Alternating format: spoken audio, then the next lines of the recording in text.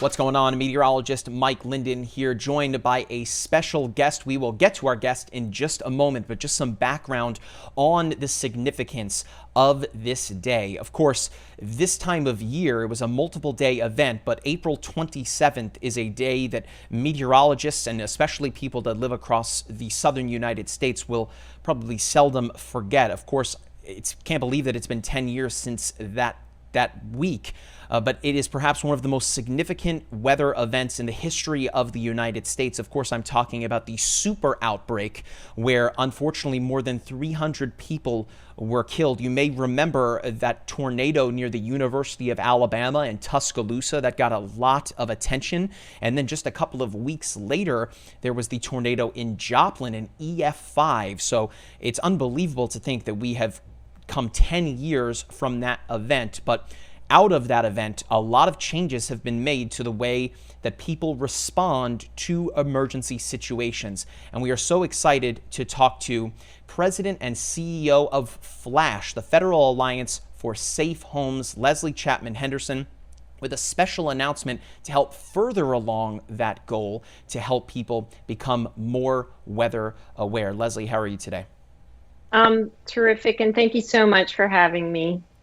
Of course, as always, it's always a pleasure to talk to you. So you and Flash are kicking off a brand new campaign, as you guys have done before, the Hurricane Strong campaign, which is wildly successful in helping people get information to strengthen their homes and become more resilient. But a new campaign, similar campaign, but a new campaign kicks off today. Tell us more about it. It's called TornadoStrong. And just like with Hurricane Strong, our goal is to help people by providing the information they need to be safe, to be confident, and to protect their homes as they're able when tornadoes strike. 10 years ago, during the day that NOAA described as the deadliest day for tornadoes in the past 75 years, 321 people across multiple states perished. 238 of those people perished in Alabama. So we never want to forget that event, and it's inspired us to make sure that we do everything we can to answer questions before it happens again. So TornadoStrong is something that we've done what we typically do. We've done some consumer research to figure out what do people need, what do they know, and we uncovered some things that they don't know, and they don't know well enough to be safe. So in typical Flash fashion, you guys go into extensive research, as you mentioned. What went into that research? What were you looking to find? Well, one of the things that's critical, the first step in safety in tornado and most weather events is understanding what you're hearing. So we asked people, what is the difference between a watch and a warning? Do you know, right? A tornado watch is a maybe, a tornado warning is a right now.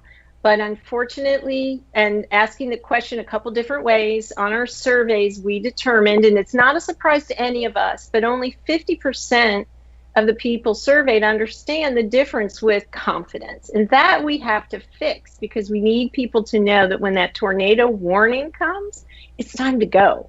Either into your closet, into your safe room, into your shelter, or away from your home if it's not safe for you to stay inside. So watch versus warning, about 50-50, we got to get to that. And that's one of the big educational goals. We also learned that people don't understand all their safety options. And so there's some confusion around the difference between a safe place, which may be your bathroom and your bathtub, and you have your bike helmets and your motorcycle helmets to protect your head from flying debris, and an official safe room, which is something that is constructed or manufactured to be compliant with guidance from FEMA 320, or the International Code Council 500 standard, because we don't want you making a safe room or buying something that doesn't meet and test and isn't approved to meet the standards that are out there. So there's some confusion out there, and the campaign is about giving people information to empower them to be safe. We've got a new website set up at tornado-strong.org, where you're going to be able to watch videos on the 6 different kinds of safe rooms. You're going to hear the testimonial from the Harrison family who survived the outbreak in 2011, and but for the safe room, that they were safe inside, they would not have survived. There are fact sheets, information, statistics, and places to go to learn more. And this is what we need to drive home, and that's why TornadoStrong is so important. Yeah, I mean, that's an incredible story, the Harrisons, and as you mentioned, had they not been in that safe room, I mean, we don't even want to think about what the outcome would have been beyond that.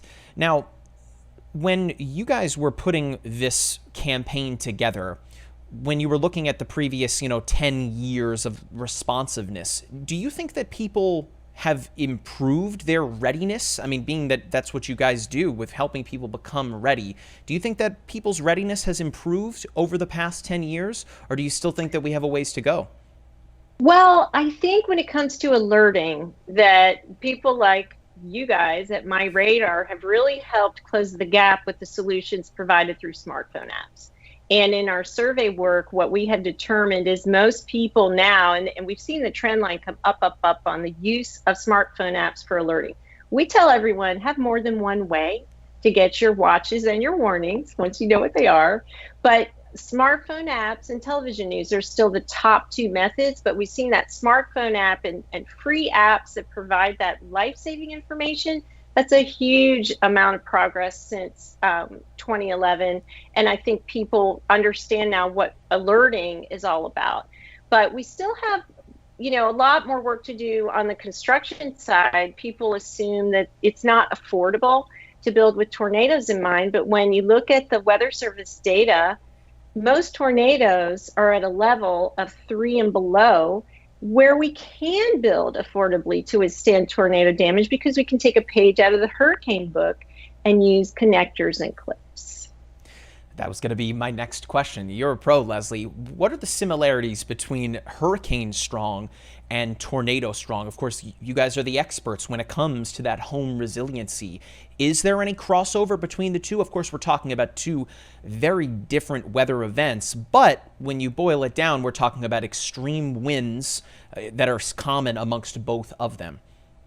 So the culprit, or the what you're trying to prevent in a hurricane with high wind, is pretty much the same as tornado. Think of a balloon, and when you blow up a balloon, and the more you blow it up, what happens? It pops. So in your home, the whole goal with a hurricane or a tornado is keeping the wind and its pressure out of your home. So you've got to have protection from your openings have to be such that they're not going to break and allow the wind to come inside, because it's going to build and build and build. And that's where we see things like a breach in the roof and the garage door breaking down and things exploding, which is what happens in tornadoes.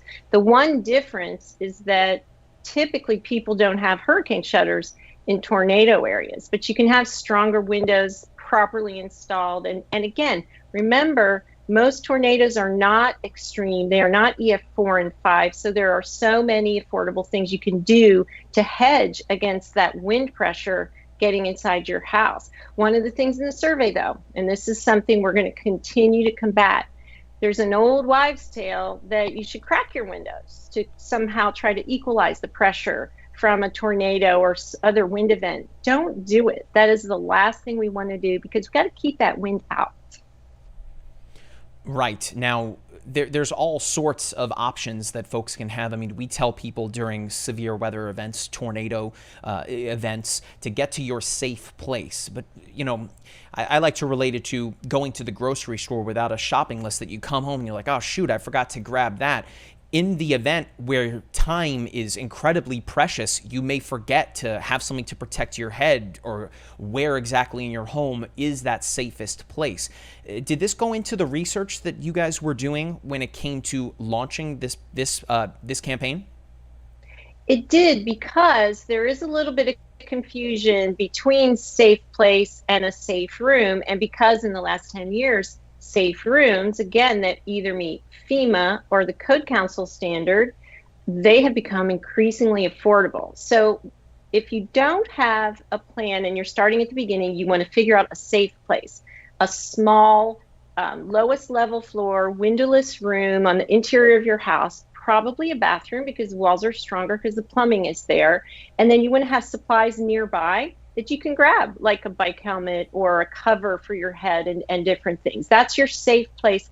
If your home, if you believe that it's sturdy enough to survive, if you're in a mobile home, under no circumstances would we ever recommend that you stay. So your safe place is going to be your pre-identified shelter that's marked as such. It might be in a retail store or an airport or a community center or a school, very common. So you need to know that safe place. But the next level of safety is having a safe room. And safe rooms have become increasingly affordable. The site-built safe rooms that are 2x4 wood frame with steel and plywood over them can be as low, if you're building your new house at the same time, they can be as low as $2,000. And boy, what's more worth it than that?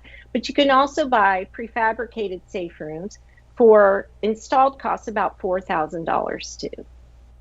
Now, on that note, I'm pretty excited to talk about this. When we were arranging this interview, Flash is actually giving away some of these safe rooms. Talk to me about that giveaway and how people can enter to win.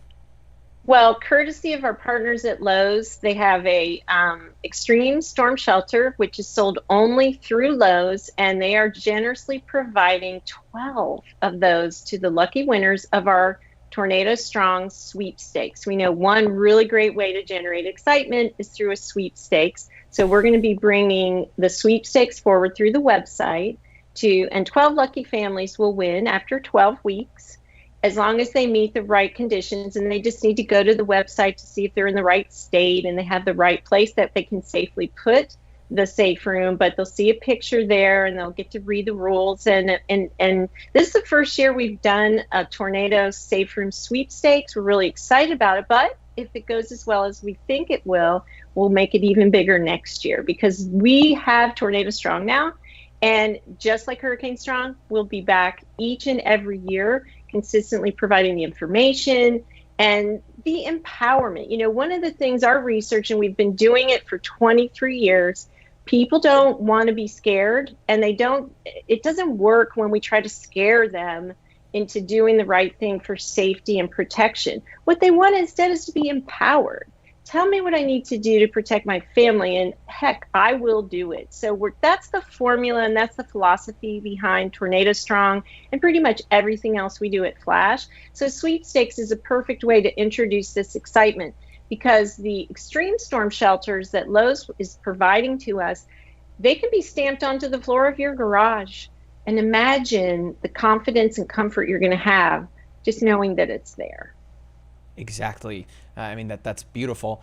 Now, when all is said and done here, let's go another 10 years into the future, because I can't even believe time has flown so fast that 2011 feels like it was literally yesterday, but here we are in 2021. Where do you hope that resiliency and awareness goes in the next 10 years? My vision is that every home is built with whatever type of weather peril is relevant for that location, and that every home has very high-tech safety space, whether it's a tornado safe room or maybe it's a fire-resistant bunker or someplace where they know they can go, and it's the command and control center for safety for that family. There's tech that tells them exactly what's happening. Maybe it's an earthquake alert built into the system, but that every home is equipped on the front end with those types of considerations, because one of the challenges is that whether it's hurricane or any other kind of thing, especially with tornado, if you're thinking about this when the home is built, and this goes into the building code, it's so much less expensive. And it's something that should be standardized. Everybody deserves a beautiful home, but we also want them to have a home that's safe and it's going to be there after whatever kind of threat comes in from Mother Nature. Leslie, it's always a pleasure to talk to you, and I'm so excited to be a part of the launch of this campaign. I think it's wonderful, really. Is there anything else that I may not necessarily have touched on that you'd like to mention? No, we want people to come to tornado-strong.org, but I also just want to say thank you to you and to everyone at MyRadar, because it's clear that you're very committed to the safety side of weather as well. And getting this message out to all of your users is an incredible opportunity for us. So we just want to express our thanks, because together we're going to save lives, we're going to prevent injuries, and we're going to help people keep their lives intact. And we're just, we couldn't do it without you. That's wonderful. And of course, that event from 2011, looking ahead, those events may certainly come again. But if that number of fatalities can be reduced to 0, I think that is a humongous success moving forward. Absolutely. Yes. So, Leslie, thank you so much for joining us again. Remember the website tornado-strong.org. There will be more information on how to enter that sweepstakes to win a storm shelter with the eligibility requirements on the website. For Leslie Chapman-Henderson, I have been meteorologist Mike Linden. Thanks for watching, and stay safe out there.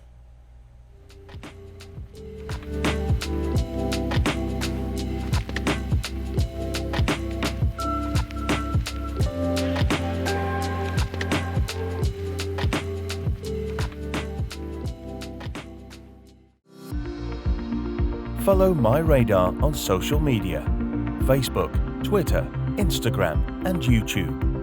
Download MyRadar on iOS, Android, Amazon Alexa, Xbox, and Windows.